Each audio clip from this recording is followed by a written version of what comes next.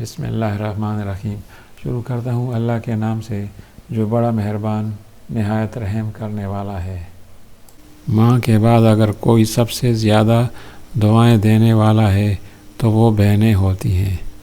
زندگی کا سب سے اداس لمحہ کسی ایسے انسان کو اللہ حافظ کہنا جس کے ساتھ آپ زندگی گزارنا چاہتے ہیں۔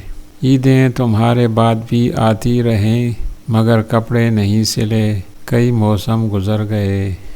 غریب ماں اپنے بچوں کو پیار سے یوں مناتی ہے، پھر بنا لیں گے نئے کپڑے، یہ عید تو ہر سال آتی ہے۔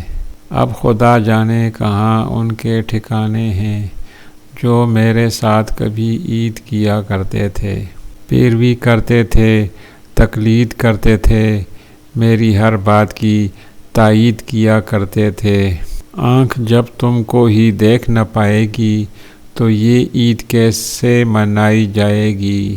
یہ کیسی عیدیں ہیں اداس کر جاتی ہیں، اپنوں سے ملنے کی پیدا ایک آس کر جاتی ہیں۔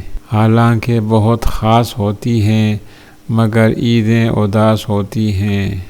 پہلے جب عید آتی تھی تو ہر طرف خوشی کا سماں ہوتا تھا، رشتہ داروں کے گھروں میں جا کر عیدی لیتے تھے اور اب نئے کپڑے پہن کر سو جایا کرتے ہیں۔ عید محض خوشی کا دن ہی نہیں بلکہ یہ وہ دن ہے جب اپنے روٹھے رشتوں کو منایا جاتا ہے، اپنی اور دوسروں کی سب غلطیاں اور کوتاہیاں معاف کر کے انہیں گلے سے لگایا جاتا ہے۔ کبھی عید منایا کرتے تھے، آج عید گزارا کرتے ہیں۔